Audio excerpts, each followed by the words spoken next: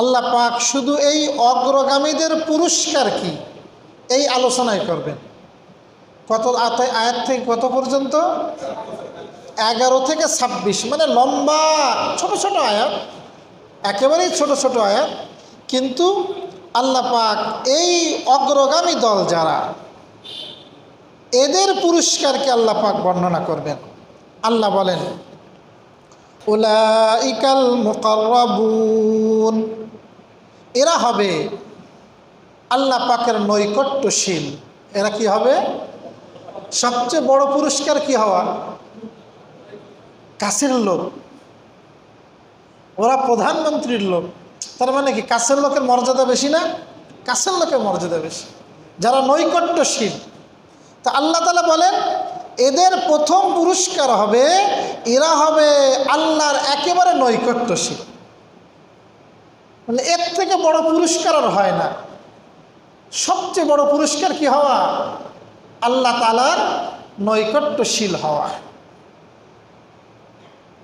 তা 26টা আয়াত পর্যন্ত যে পুরস্কারের কথা বলবেন, তা প্রথম আয়াতে যে আল্লাহ পাক বলেন নৈকট্যশীল হবেন,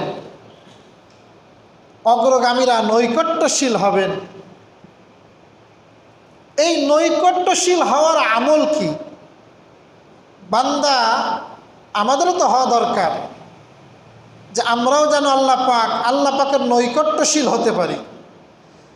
অগ্রগামী দলের অন্তর্ভুক্ত যেন আল্লাহ পাক আমাদেরকেও করেন। এই জন্য কিছু আমল আছে।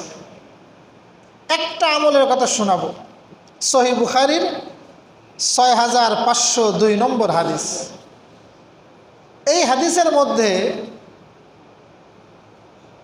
রাসূলুল্লাহ সাল্লাল্লাহু আলাইহি ওয়াসাল্লাম আল্লাহ পাকের নৈকট্য অর্জন করার আমল বলেছেন।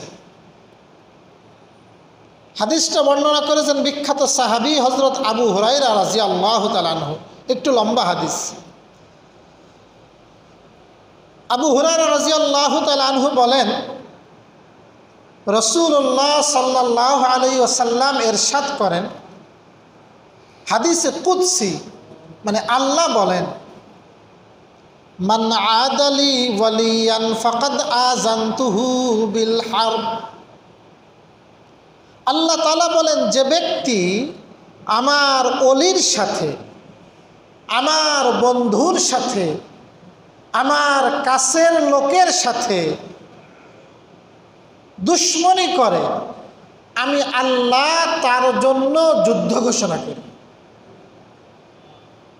যে ব্যক্তি আল্লাহর ওলির সাথে দুশমনি করে, আল্লাহ তাআলা তার জন্য কি ঘোষণা করেন? যুদ্ধ ঘোষণা করেন। আল্লাহ তাআলা যার বিরুদ্ধে যুদ্ধ ঘোষণা করেন তার বিজয়ী হওয়ার আর কোনো সুযোগ থাকে না। এরপরে নবীজি বলেন, ওমা তাকাররাবা ইলাইয়া আবদি বিশাইইন আহাব্বা ইলাইয়া মিম্মা ইফতারাস্তু আলাইহি। এবং আমার বান্দা আমার নৈকট্যশীল হয় না কোনো কাজের দ্বারা যেটা আমার কাছে অধিক প্রিয় ওই আমলের চেয়ে যেই আমল আমি তারপরে ফরজ করেছি। যে আমল কি করেছি? ফরজ। যেমন নামাজ পড়া কি ফরজ, রোজা রাখা ফরজ।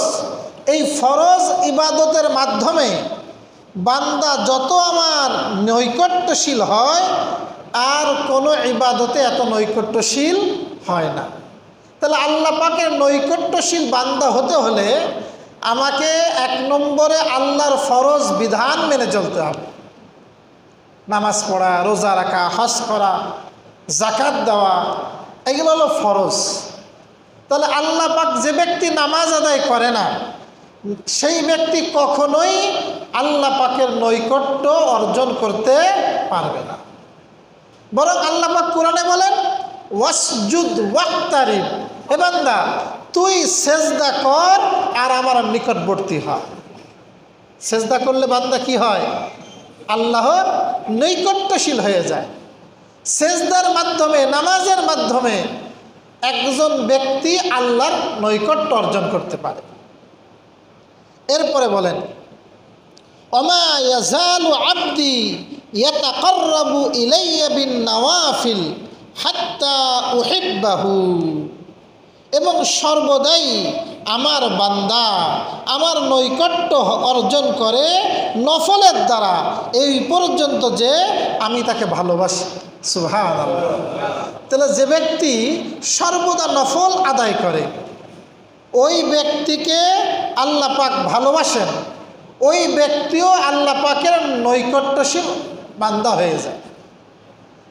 তাহলে নফল ইবাদত, ফরজ বাদে যে ইবাদত আছে সেইগুলোকে কি বলে? নফল। অনেক ভাই নফল ইবাদতের গুরুত্ব দেয় না, বলে নফল দিয়ে কী হবে। কিন্তু নবীজি বলতেছেন হাদিসে কুদসি, সহিহ বুখারীর হাদিস, যে নফল ইবাদতের দ্বারা আল্লাহ পাকের কাছাকাছি যাওয়া যায়। নফল ইবাদত বিভিন্ন আছে, নামাজের মধ্যে নফল আছে। আপনি ইশরাকের নামাজ পড়লেন, বা আপনি মাগরিবের পরে আওয়াবিন পড়লেন, বা আপনি সূর্য ঢলার পরে জাওয়ালের নামাজ পড়লেন, বা আপনি অন্তত পক্ষে মসজিদে আসলেই 2 রাকাত নামাজ পড়লেন। 5 মিনিট সময় আছে, জামাতের সময় আছে, এখন 5 মিনিট, আপনি নামাজে দাঁড়ায় গেলেন।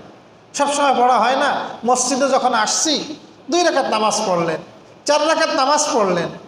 এই যে আপনি 2 রাকাত নফল পড়লেন, এই নফল যদি নিয়মিত পড়েন, এই নিয়মিত নফল ইবাদতের মাধ্যমে একজন বান্দা আল্লাহর কাছাকাছি চলে যায়। আমরা এই যে অবহেলা করি, আমরা অনেকে আসি মসজিদে গল্প শুরু করে দিই। আমার কাছে আজকে কোন সময় কোন অক্তে যেন আজকেই একবার বলতেছে, ভাই দেখেন কি খালি গল্প করে। এইভাবে আসলে একে তো এর দ্বারা কি হয়, অন্য মুসল্লির নামাজের সমস্যা হয়, অন্য মুসল্লির ইবাদতের সমস্যা হয়, আবার আর এক দিক থেকে আপনিও গুনাহগার হইলেন। আমার জীবনে মূল্যবান সময়টা চলে গেল। তা আমার উচিত কি? আমার কেবলা, মসজিদের মধ্যে কেবলা কোনটা? পশ্চিম না এদিক? আপনি পশ্চিম দিকে না মুখ করে আপনি মুখোমুখি বসে গল্প করতেছেন, এটা তরিকা না ভাই। মসজিদের তরিকা এটা না। মসজিদের তরিকা হলো আমি আসবো, কেবলামুখী হয়ে যাব, এরপরে কেবলামুখী হয়ে আমি দোয়া করব, আমি জিকির করব, আমি আল্লাহ পাকের কাছে রুনাজারি করব, আমি নামাজ পড়ব, তেলাওয়াত করব। এই জন্যই মসজিদকে বানানো হয়েছে। মসজিদ বানানো কিসের জন্য? এই জন্য। এক লোক আসছে মসজিদের মধ্যে, নব মুসলমান হতে পারে বা গ্রাম্য হতে পারে, ফাবালা কাইমা, আইসে মসজিদে পিশাব করে দিছে। মসজিদের মধ্যে কি করে দিছে? পিশাব করে দিছে। তো মসজিদের মধ্যে যদি পিশাব করে তাহলে মুসল্লিরা কি মাইর দেবে না? এবার সাহাবায়ে কেরাম তো খেপে গেছেন, সব ওর বাধা দেবে, তুমি মসজিদের মধ্যে পিশাব করো, বাধা দেবে না? রাসূল সবাইকে নিষেধ করলেন, এই তোমার বাধা দিও না, ও পিশাব করুক, ভালোভাবে পিশাব করছে। এবার আল্লাহ রাসূল এক সাহাবীকে ডাকলেন, বললো যে পানি নিয়ে আসো, পানি এসে পিশাবের পরে ধুয়ে দাও। এবার ওকে কাছে ডাকলেন, ডাকার পরে আল্লাহ রাসূল বললেন খুব সুন্দর করে, দেখো ভাই, আমাদের এই মসজিদ পিশাব করার জন্য না, মসজিদ পিশাবের জন্য বানানো হয়নি। মসজিদ বানানো হয়েছে, সহিহ মুসলিমের হাদিস, মসজিদ বানানো হয়েছে নামাজের জন্য, জিকিরের জন্য, কোরআন তেলাওয়াতের জন্য। তাহলে এই জিকিরের জন্য, তেলাওয়াতের জন্য, নামাজের জন্য মসজিদ বানানো হয়েছে। মসজিদকে আড্ডাবাজির জন্য বানানো হয়নি। রাসূল সুন্দর করে বুঝে দিলেন, ওনাও বুঝে গেলেন। তা আল্লাহ রাসূল যদি ও পিশাব করতে করতে, মুহাদ্দিস লিখছেন, তা রাসূল বাধা দিল না কেন? পিশাব করা অবস্থা যদি বাধা দেয়, পিশাব অনেক সময় আটকে যে ওই ব্যক্তির কষ্ট হয়, তা রাসূল এটাও পছন্দ করেননি। আর পিশাব দেওয়া অবস্থা যদি বাধা দেয়, ও দৌড় দেবে, তাহলে পিশাব তো আগে এক জায়গায় লাগতো, এখন সারা মসজিদ ছড়ায় যাবে। তা আল্লাহ রাসূল এত সুন্দর করে বুঝাইছেন। এরপরে তো ওই সাহাবী, ওই ব্যক্তি পরবর্তীতে এত খুশি হয়েছেন আর বলতেছেন, আল্লাহি, আল্লাহর কসম, মা রাআইতু মুআল্লিমান আহসানু মিন মুহাম্মাদিন সাল্লাল্লাহু আলাইহি ওয়াসাল্লাম, আমি আল্লাহর কসম নবী মুহাম্মাদের চেয়ে শ্রেষ্ঠ কোনো শিক্ষক দেখি নাই। কার চেয়ে? নবী মুহাম্মদ সাল্লাল্লাহু আলাইহি ওয়াসাল্লাম থেকে। ওয়াল্লাহি মা শাতামানি ওয়ালা জারাবানি ওয়ালা কাহারানি, আল্লাহর কসম আমার এমনি মারেননি, ধমকও দেননি, আমার সাথে রূঢ় আচরণও করেন। সুবহানাল্লাহ। নবীজি ছিলেন শ্রেষ্ঠ শিক্ষক। নবীজি বলতেন বুইস্তু মুআল্লিমা, আমি দুনিয়াতে আসছি শিক্ষক রূপে। কি রূপে? শিক্ষক। আল্লাহ রাসূল কিন্তু শিক্ষক ছিলেন, খুব সুন্দর করে ই করতেন। তা প্রিয় ভাই, তা মসজিদ ইবাদতের জায়গা, মসজিদ গল্পগুজবের জায়গা না। তা আমরা যদি সতর্ক না হই তাহলে অনেক সময় অনেকের ক্ষোভ থাকে, এই ক্ষোভ থাকতে থাকতে এক সময় বিস্ফোরিত হয়, তখন ফিতনা হয়, তখন ঝগড়া হয়। এই জন্য আগের থেকে সচেতন হওয়া, যে না আমি আগে থেকে সচেতন হয়ে যাই।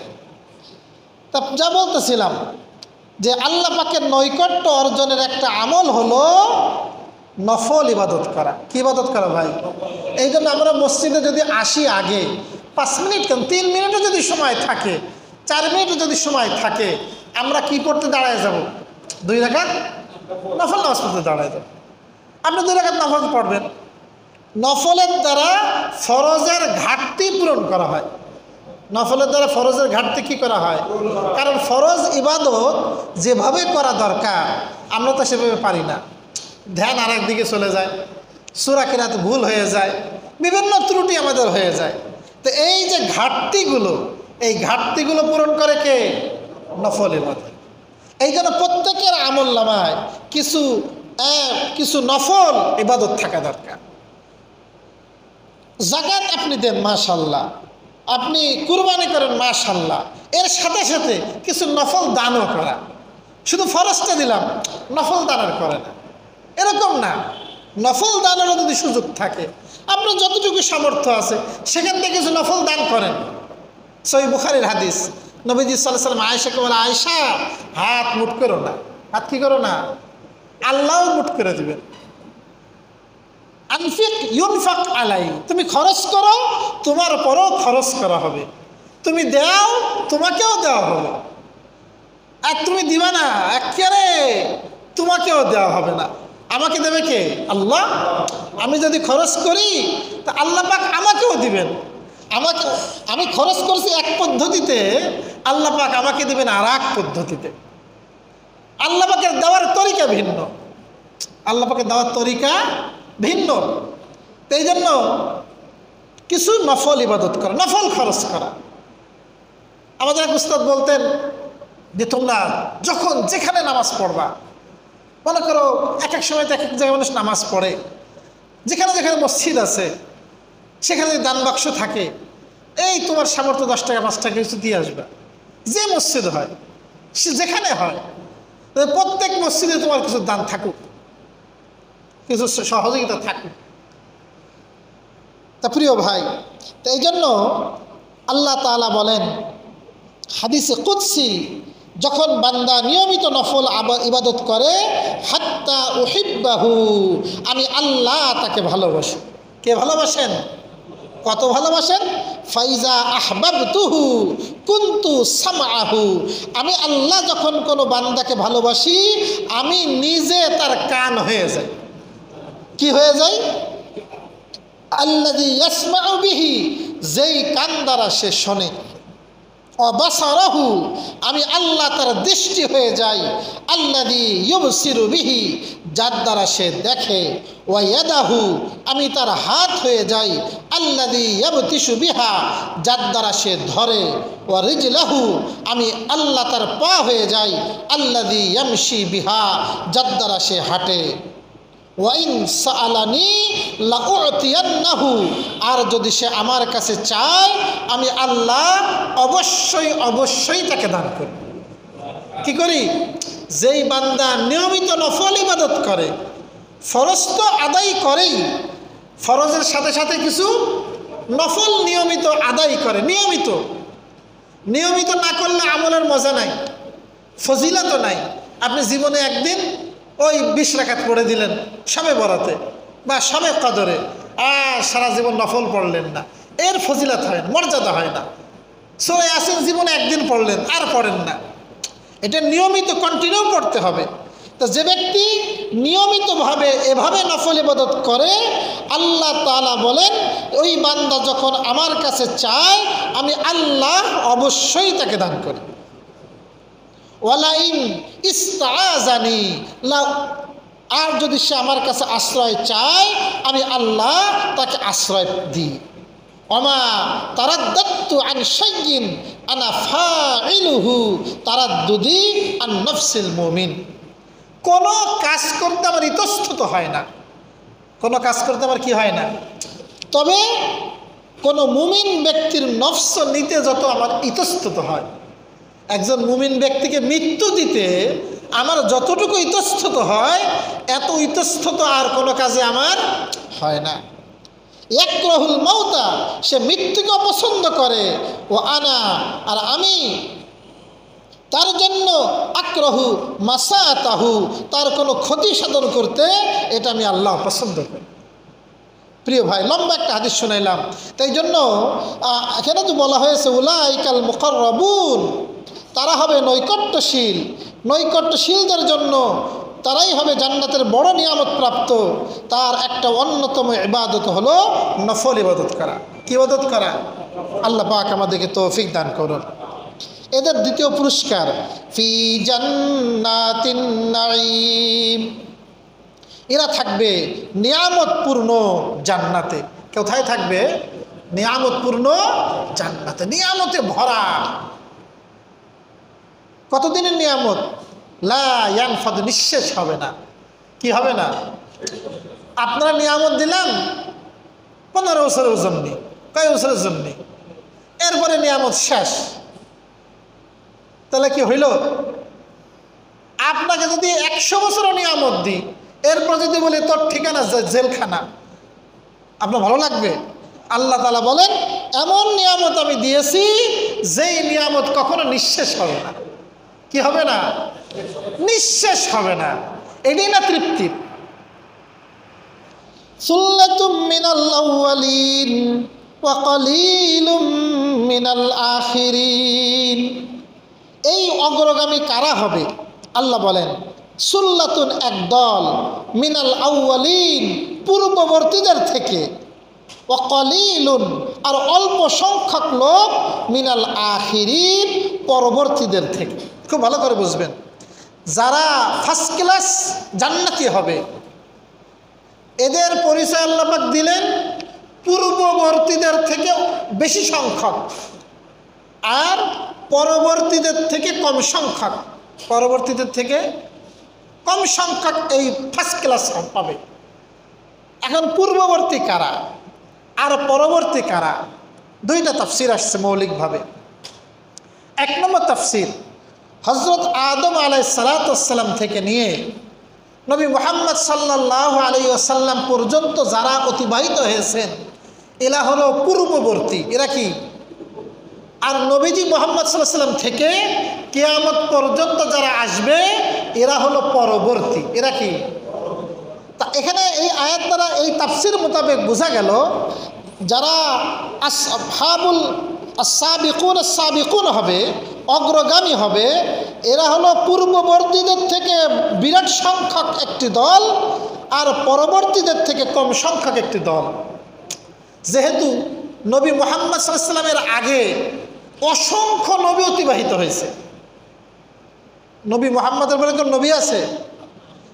পূর্বে নবীর সংখ্যা বেশি, এই জন্য আস-সাবিকুনের দলের অন্তর্ভুক্ত পূর্বের উম্মাত থেকে বেশি সংখ্যক হবে আর পরবর্তী উম্মাত থেকে কম সংখ্যক হবে। এর এক ব্যাখ্যা।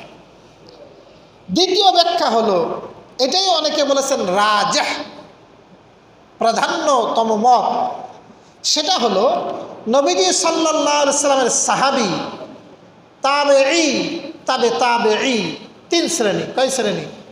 সাহাবী যারা নবীকে দেখছেন, ঈমান আনছেন, তাবেঈ যারা সাহাবীকে দেখছেন, তাবেঈ যারা তাবিকে দেখছেন। এই 3 যুগকে বলা হয় সোনালী যুগ। কি যুগ? সোনালী যুগ। আল্লাহ রাসূল হাদিসের মধ্যে বলছেন, খয়রু করনি আল্লাযীনা, যারা আমার নিকটবর্তী, সবচেয়ে শ্রেষ্ঠ উম্মত হলো যারা আমার নৈকট্য, এরপরে হলো ভালো যারা তার সাথে মিলে আইছে, এরপরে ভালো যারা তার সাথে মিলে আইছে। তাহলে সাহাবি, তাবেঈ, তবে তাবেঈ এরা হলো পূর্ববর্তী, আর এর পরবর্তী আমরা যারা আছি আমরা হলাম পরবর্তী। তাহলে যারা অগ্রগামীদের অন্তর্ভুক্ত হবে সাহাবি, তাবেঈ, তবে তাবি, এরা হলো বেশি সংখ্যক, কারণ তাদের তুলনায় আমাদের আমল একেবারেই কম, সীমিত। এই ব্যাখ্যার দলিল আরেকটা পাওয়া যায় হাদিসের মধ্যে। রাসূলুল্লাহ সাল্লাল্লাহু আলাইহি ওয়াসাল্লাম বলেন, সাহাবীদেরকে লক্ষ্য রেখে, সাহাবীদের মন খারাপ হয়ে গেছে, কিরে আগের মানুষ বেশি যাবে আমরা কম। তখন আল্লাহ রাসূল বললেন, তোমরা কি খুশি নও যে গোটা যত মানুষ জান্নাতে যাবে তার 4 ভাগের 1 ভাগ হবে তোমরা। সুবহানাল্লাহ বললেন না? সাহাবায়ে কেরাম যখন রাসূল এটা বলছিলেন, সাহাবায়ে কেরাম বলেন শুনে খুশিতে ফাকাব্বারনা, আমরা আল্লাহু আকবার বললাম। কি বললাম? আল্লাহু আকবার। বলেন আল্লাহু আকবার। আল্লাহু আকবার বললে আল্লাহ খুশি হয়, ইবলিসের অন্তরে একেবারে যার যার ক্ষতি হয়ে যায়। ইবলিস আল্লাহু আকবার শুনতে পারে না, সব শুনতে পারে, ও কি শুনতে পারে না? দেখবেন কিছু মানুষ আল্লাহু আকবার গেলে খেপে যায়, কি আল্লাহ তাকবীর দেয় কেন? ওই যে ভারতে একবার এক মহিলা দিছিল, ভার্সিটির মেয়ে, আল্লাহু আকবার দিছিল না, সে একেবারে ওই হিন্দুদের মধ্যে দিছিল। তো আল্লাহু আকবার বললাম, এরপর নবীজি বললেন, আরে না, তোমরা কি এতে খুশি? তোমরা হবা গোটা উম্মতের যত মানুষ জান্নাতে যাবা তার 3 ভাগের 2 ভাগ। সাহাবায়ে কেরাম আমরা আবার তাকবীর বললাম।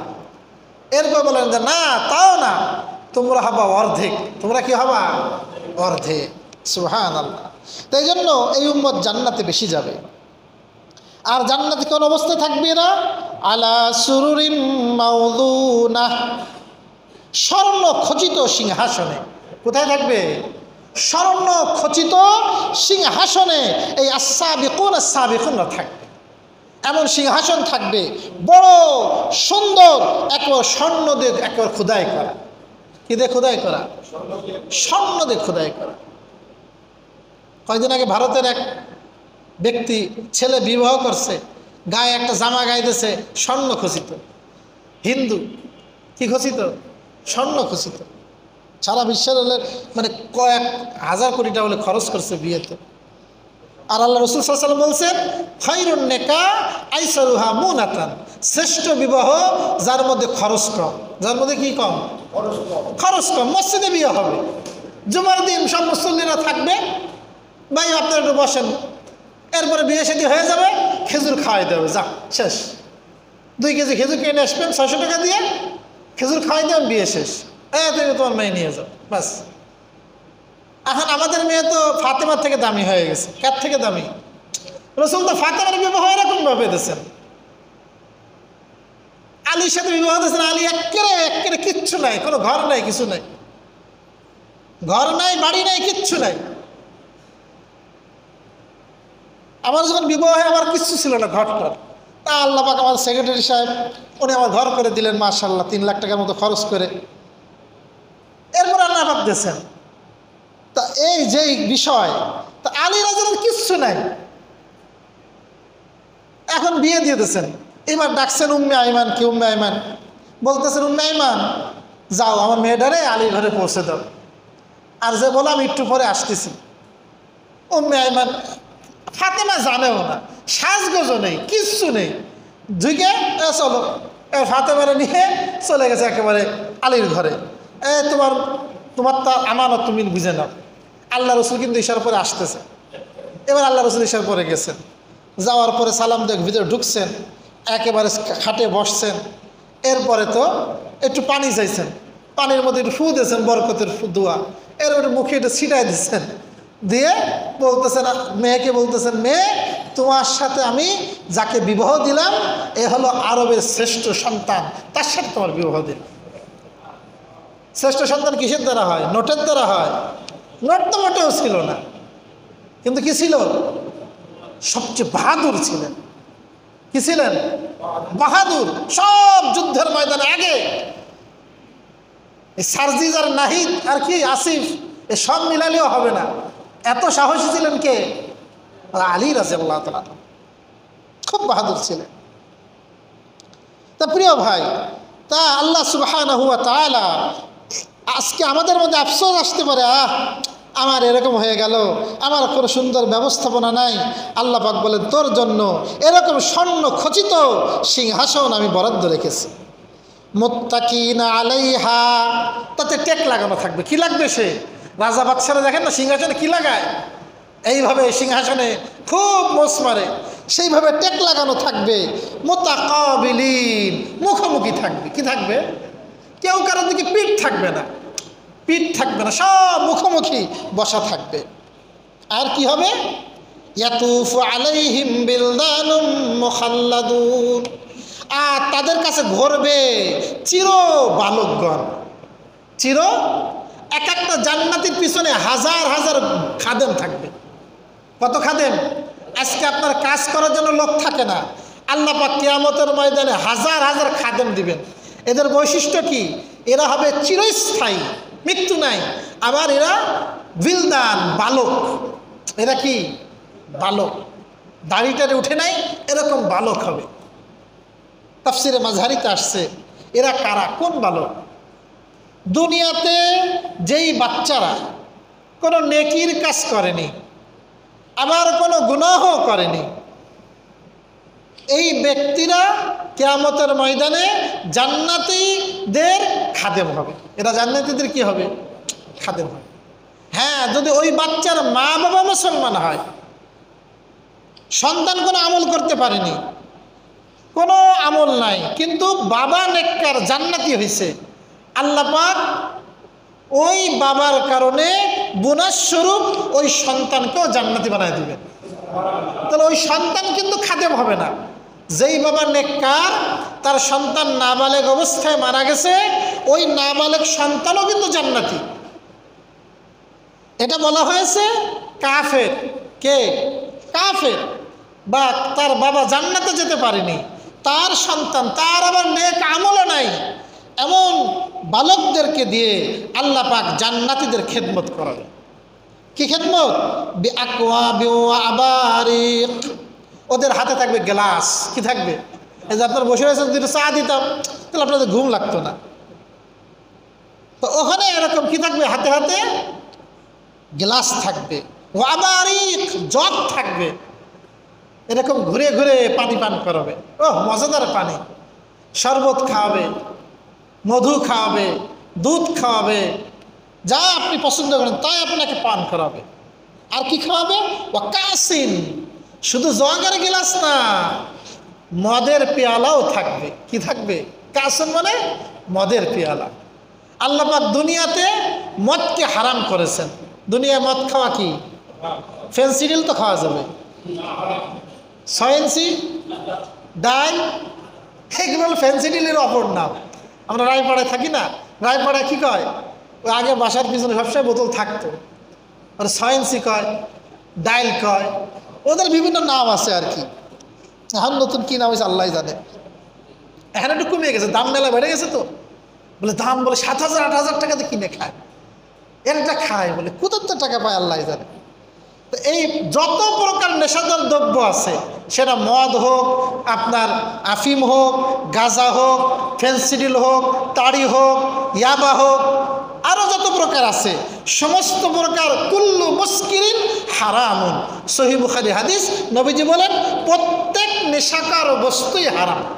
প্রত্যেক নেশাকার বস্তুই কি? হারাম। মদ দুনিয়াতে আল্লাহ পাক হারাম করেছেন। যারা দুনিয়াতে মদ পান করবে, আল্লাহ পাক কিয়ামতের ময়দানে জান্নাতের মদ তাদেরকে পান করাবেন না। এর বিপরীত যারা দুনিয়াতে মদ পান করলো না, খুব সতর্ক থাকলো, আল্লাহ সুবহানাহু ওয়া তাআলা তাদেরকে মিম্মাইন, ওই প্রস্রবণ থেকে একেবারে ভরে ভরে আল্লাহ পাক তাদেরকে মদ পান করাবে। জান্নাতীদেরকে মদ পান করানো হবে, ওরা আনন্দে বিভোর হয়ে থাকবে। দুনিয়ার মজার মতো না, মদ খেয়ে মাতাল্লামি করে। মদ খেয়ে মানুষ মাতলামি করে না? মদ খেয়ে মাতলামি করে, মদ খেয়ে গালিগালাজ করে, মদ খেয়ে বউরে তালাক দেয়, 14 গোষ্ঠী দেয়। বলে না, আল্লাহ বলেন লা ইসাদ্দাউনা আনহা, এই মদ পান করার কারণে তাদের কোনো মাথা যন্ত্রণা করবে না। মানে কি হবে না, মাথায় ব্যথা করবে না। ওয়ালা ইউনজিফুন, আর তাদের কোনো আকলও নষ্ট হবে না, তাদের কোনো আকল নষ্ট হবে না, একেবারে আকল সঠিক থাকবে, মাথা কোনো ব্যথা হবে না। আর এই বাচ্চারা ওইভাবে পান করাবে। আফাকিহাতিন, আর ফল, মিম্মা ইয়াতাখায়্যারুন, যা তারা পছন্দ করে। যেই ফল আপনার খেতে মনে চায় আপনি খাবেন, পছন্দনীয় ফল খাওয়ানো হবে। ওয়ালাহমি তাইরিম মিম্মা ইয়াশতাহুন, এবং পাখির গোশত। কিসের গোশত? অনেকে শুনছি আর কি, আপনি কি খাইছেন নাকি? না, সব কিছু খাওয়া লাগে না। তাই বিয়ে করেননি তো বরযাত্রী কি জাননি? যারা নেশা করে এরা বলে একটু ওই কাবাব টাবাব খায়। কি খায়? একটু চানাচুর খায়, একটু কাবাব খায়। এইগুলো খাইলে বলে নেশা একটু ভালো ধরে। আল্লাহ তাআলা তোর ব্যবস্থা রাখছে। ওয়ালাহমি তাইরিন, ওই মদ খাবি, আবার তোর জন্য ভুনা পাখির গোশত, মিম্মা ইয়াশতাহুন, যা সে চায়। সুবহানাল্লাহ। যে পাখির গোশত খাইতে মনে চায় সেই পাখির গোশত আপনার সামনে হাজির হয়ে যাবে। খালি মনের ইচ্ছা হবে, হাজির হয়ে যাবে। আবু বকর সিদ্দিক এই আয়াত শোনার পরে বলে, ওরে সুবহানাল্লাহ, পাখিরা তো খুব জম্পেশ পাখি হবে। নবী বলেন, হ্যাঁ, গলা বড় বড় হবে, খুব দেখতে সুন্দর হবে। আবু বকর বলেন, দেখতে বড় চমৎকার হবে। রাসূল বলেন, দেখতে শুধু চমৎকার না, যে খাবে তার স্বাদটাও বড় মজা হবে। এবং আমি আশা করি আবু বকর, জান্নাতে তুমি ওই পাখির গোশত খাবে। কে? আবু বকর সিদ্দিক, উনি খাবেন। মিম্মা ইয়াশতাহুন ওয়া হুরুন ঈন, আছে এবং থাক আজকে। আল্লাহ সুবহানাহু ওয়া তাআলা আরও কিছু 26 আয়াত পর্যন্ত শেষ করে দিই। 26 আয়াত পর্যন্ত ওয়া হুরুন ঈন, এবং নিয়ামত থাকবে। হুর, হুর বলা হয় একেবারে বড় অপরূপ সুন্দরী, একেবারে ষোড়শী রমণী আল্লাহ সুবহানাহু ওয়া তাআলা সেখানে রেখে দিবেন। হুর শব্দটা ইউহার থেকে আসছে, মানে যাকে দেখলে হয়রান হয়ে যাবে। যাকে দেখলে কি হয়ে যাবেন? শুধু এতটুকু আসছে হাদিসের মধ্যে, ওর যে পা আছে ওই পায়ের উপরে 70 জোড়া পোশাক থাকবে, তারপরেও ওর পায়ের ভিতরের মগজ দেখা যাবে। সুবহানাল্লাহ, এত শুভ্র হবে ওর চেহারা। যদি সামান্য দুনিয়াতে একটু তার চেহারাকে উদ্ভাসিত করতো, লা আযাত মা হাওলাহু, এই আসমান জমিনের মধ্যবর্তী সব আলোকিত হয়ে যায়। এ বলে বিশেষ করে এই হুর এবং ঈন বড় বড় চক্ষু বিশিষ্ট, চোখের পাপড়ি থাকবে বড়। পাপড়ি বড় থাকলে ভালো দেখায় না? ডুপ্লিকেটটা ব্যবহার করা লাগবে না। অনেকে কি করে, ডুপ্লিকেট দেয়, ডুপ্লিকেট চুল দেয়। ডুপ্লিকেট চুল দেওয়া যায় আছে? এটা আলাদা মাসলা এসে গেল, যাই ওদিকে না যাই। তাহলে ঈন, চোখের পাপড়ি বড় হবে, সাদা অংশ বেশি সাদা হবে, কালো অংশ কালো হবে, আকারে বড় হবে, একে বলে ঈন। এরকম ডাগর চক্ষু বিশিষ্ট আপনার হুর তার জন্য বরাদ্দ থাকবে। কামসালিল লুলুল মাকনুন, মনে হবে গুপ্ত মুক্তার ন্যায়। যেই মুক্তা গুপ্ত থাকে ওইটা চকচকে বেশি। স্বর্ণ কেবল শোরুম থেকে কিনে নিয়ে আসছেন, ওইটা বেশি সুন্দর না ব্যবহার করতে করতে অনেক দিন হয়ে গেছে সেটা বেশি সুন্দর? ওটা তো কিছু দাগ পড়ে যায়, ময়লা পড়ে যায়। তো আল্লাহ পাক বলেন, গুপ্ত মুক্তা ওইটা যেমন ঝকমকে, ওই হুরগুলো এমন ঝকমকে আলোকময় হবে। কেন দেবো এত কিছু? জাযাআম বিমা কানু ইয়ামালুন, এটা হলো তাদের প্রতিদান যা তারা নেক আমল করেছে। এমনি এমনি পাওয়া যাবে না, বসে বসে পাওয়া যাবে না, শুধু আশার করার মাধ্যমে পাওয়া যাবে না। এইটা পাইতে হলে আমল করতে হবে। কি করা লাগবে? বিমা কানু ইয়ামালুন, আমল করছে, রাত দিন পরিশ্রম করছে, রাত দিন ইবাদত করছে। এইভাবে যারা আমল করবে এইটা হলো তাদের প্রতিদান। লা ইয়াসমাউনা ফিহা লাগওয়া ওয়ালা তাসিমা, তারা জান্নাতে কোনো অনর্থক কথা শুনবে না। গালি, গীবত, শিকায়েত, অভিযোগ, গালিগালাজ, ঝগড়া, বিবাদ, হিংসা কিছুই শুনবে না। ওয়ালা তাসিমা, কোনো গুনাহের কথা শুনবে না। ইল্লা কিলান সালামান সালামা, শুধু বলা হবে শান্তি আর শান্তি। শুধু কি থাকবে? শান্তি আর শান্তি। এই শান্তি আল্লাহ পাক জান্নাতে আল্লাহ পাক রেখে দিয়েছেন নৈকট্যশীল বান্দাদের জন্য। আল্লাহ পাক আমাদেরকেও ওই ইবাদতের মাধ্যমে আল্লাহ পাকের নৈকট্যশীল বান্দাদের অন্তর্ভুক্ত হওয়ার তৌফিক দান করুন। আমিন। ওয়া আখিরু দাওয়ানা